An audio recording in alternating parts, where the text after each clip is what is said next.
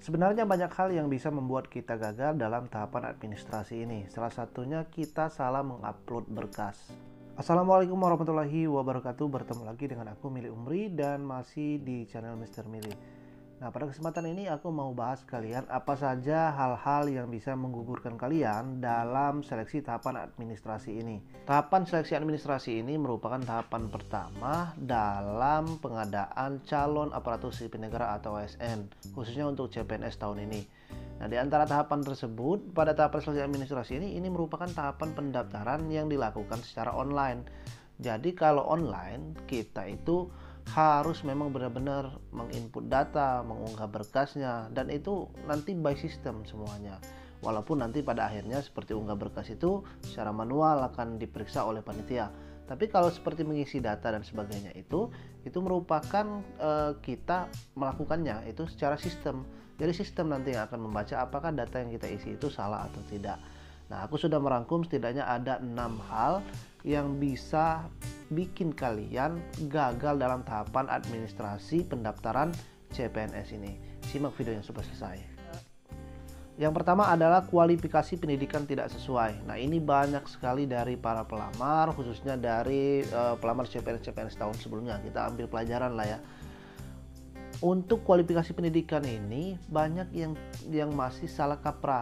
Dia mengira kalau misalnya untuk sarjana ekonomi, misalnya diterima kualifikasi manajemen. Nah, manajemen itu kan banyak.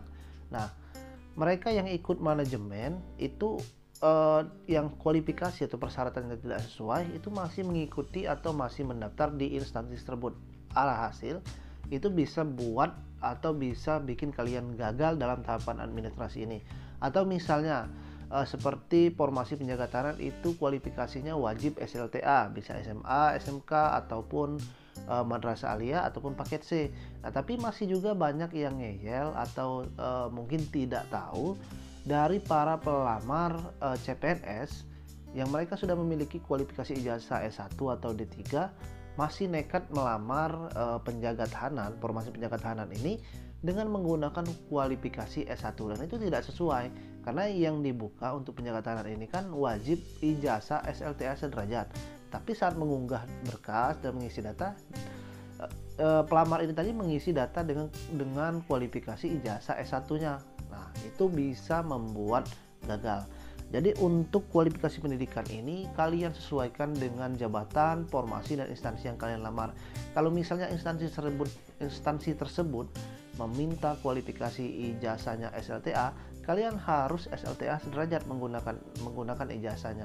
Tapi kalau S1 atau D3, kalian ikuti atau gunakan ijazah S1 atau D3. Jadi jangan salah, kalian baca lagi persyaratannya, apakah kualifikasi ijazah yang kalian gunakan itu sudah sesuai untuk melamar formasi tersebut atau memang belum. Nah, ini salah satu yang banyak gagal juga dalam tahapan administrasi ini, salah memasukkan kualifikasi ijazah yang dibutuhkan sesuai dengan formasi dan instansi yang pelamar-lamar ini tadi.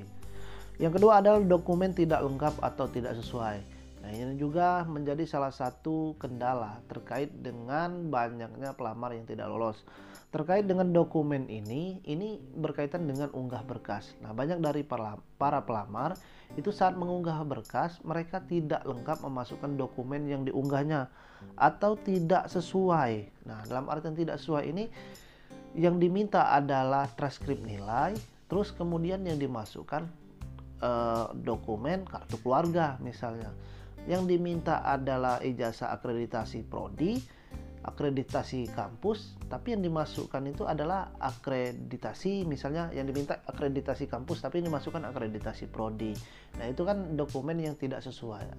Karena persyaratan dokumen ini kan nantinya saat kalian unggah selesai itu akan dicek kembali, di cross check oleh panitia. Jadi nggak by system dari panitianya. Jadi dokumen yang kalian unggah itu nanti dilihat satu-satu. Nah, kalau memang tidak sesuai dengan permintaan, jadi panitia itu kan nggak mungkin mentoleransi ini nggak apa-apa satu orang saja, sedangkan yang diperiksa itu bahkan ribuan, bahkan ratusan ribu. Jadi kalau misalnya kalian salah, ini salah, ya udah skip, jangan salah, udah skip. Nah, jadi memang harus hati-hati. Nggak bisa kalian misalnya udahlah toleransi panitia saya salah upload, mungkin panitia nanti bisa memeriksa di berkas lainnya. Nah, itu nggak bisa. Kalau kalian yang diminta unggah dokumen ijazah, ya masukkan ijazahnya. Kalau dokumen yang diminta itu transkrip nilai, ya masukkan transkrip nilainya. Jadi jangan kebalik. Nah, itu kebanyakan salah juga. Karena panitia nggak mungkin bisa memaklumi atau cuman mau meriksa ini yang lain benar nggak? Dia upload ijazahnya di mana? Coba saya cek lagi, kan nggak mungkin seperti itu. Banyak banyak pelamar yang harus diperiksa panitia, bukan kalian saja. Jadi hati-hati untuk unggah dokumen, atau kalian dokumen ini jangan sampai tidak lengkap saat kalian mengunggah atau mengupload dokumen nanti pada proses pendaftaran. Yang ketiga adalah hasil dokumen tidak jelas atau blur. Nah, ini juga banyak kesalahan dari para pelamar CPNS saat mereka mengunggah dokumen yang mereka unggah itu tidak terbaca jelas. Misalnya KTP yang diunggah itu buram, jadi blur, nggak kelihatan. Jadi bagaimana panitia mau memeriksanya?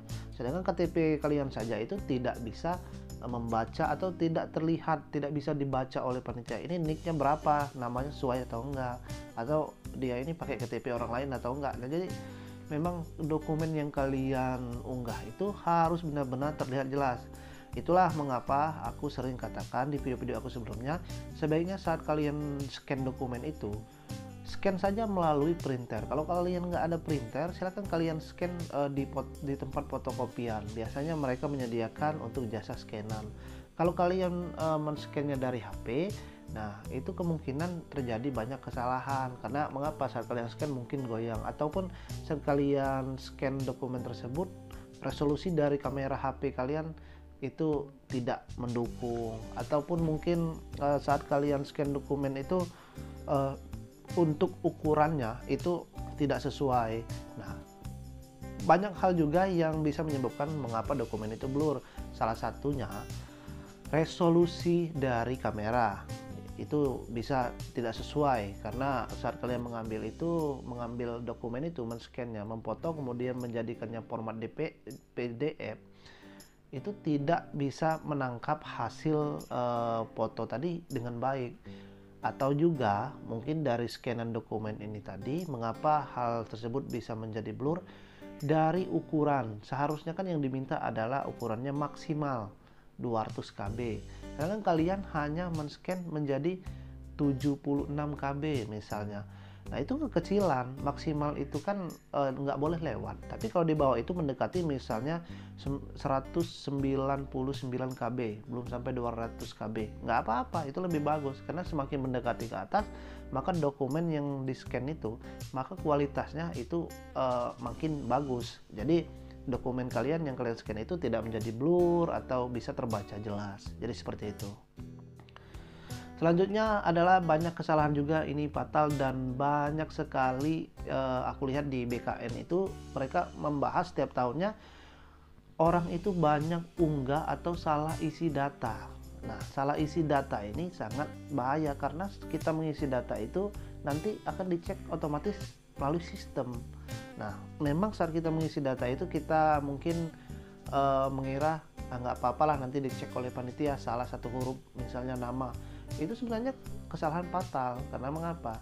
Nama itu kan nggak bisa nama itu kan nggak bisa dicek manual secara panitia, jadi oleh by system. Jadi sistem semua yang nanti menilai nama kalian sesuai nggak dengan data yang ada di Capil, misal dari nama, nik, atau tanggal lahir, tempat lahir.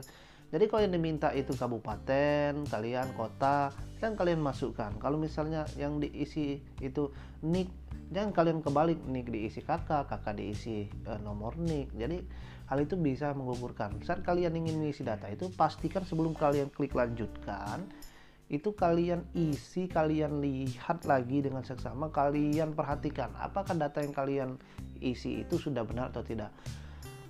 Khususnya untuk bagian nama dan nomor nik. Nah, ini juga banyak kesalahan. Nama, tanggal lahir, nomor nik. Mereka itu tidak teliti lagi dalam mengisi data tersebut.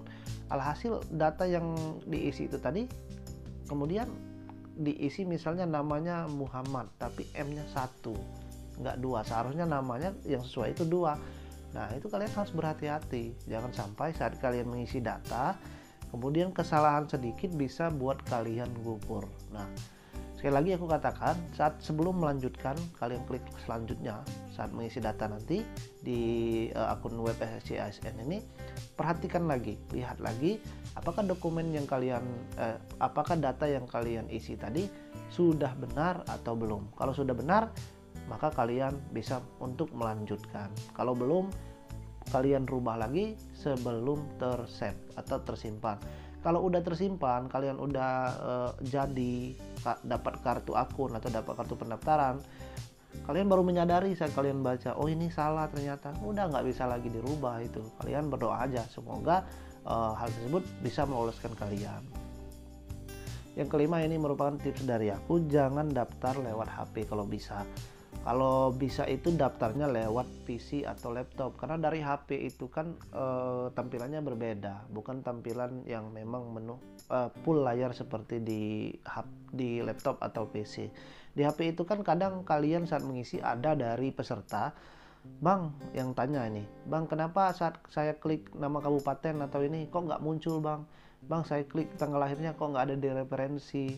Sebenarnya ada, tapi karena kalian membukanya dari HP, jadi sebenarnya ukurannya kecil, jadi nggak bisa terbuka secara luas. Sedangkan seperti nama kabupaten secara otomatis keluar, dan nomor tanggal lahir biasanya itu nanti ukurannya itu kan banyak pilihannya. Kalau kalian buka dari laptop kan tampilannya bakalan berbeda. Nah, jadi itu saran dari aku, sebaiknya buka dari laptop atau PC daftar. Nah, bisa saja dari HP, tapi untuk menghindari kemungkinan salah ketik, atau mungkin kalian sudah malam, kan biasanya malam koneksi internet kan lancar. Jadi saat kalian malam ingin mengetik itu, mungkin kalian klik angka 2 tapi yang muncul angka 3, kalian tidak menyadari itu, dan hal itu bisa menjadi kesalahan fatal juga karena kecerobohan kalian. Kalaupun kalian masih memaksakan dari HP, pastikan benar-benar data yang kalian isi itu sudah benar. Jangan sampai data yang kalian isi itu bisa menyebabkan kalian gugur dalam tahapan seleksi administrasi ini. Nah, itu saja 5 hal yang dapat membuat kalian gugur atau dapat membuat kalian gagal dalam tahapan administrasi ini. Jika masih ada pertanyaan ataupun kendala terkait dengan pendaftaran CPNS ini, silakan kalian tulis di kolom komentar dan akan aku jawab secara langsung, atau akan aku buatkan video-video aku berikutnya. Jadi pastikan kalian simak semua video yang ada di YouTube aku. Insya Allah kalian tidak akan kesusahan lagi, tidak akan salah lagi isi data. Itu bisa membantu kalian dalam proses tahapan pendaftaran sampai seleksi, sampai selesai seleksi menjadi CPNS tahun 2021 ini. Terima kasih buat kalian yang belum subscribe, silahkan subscribe channel ini, share video ini, dan aku akhiri. Wassalamualaikum warahmatullahi wabarakatuh.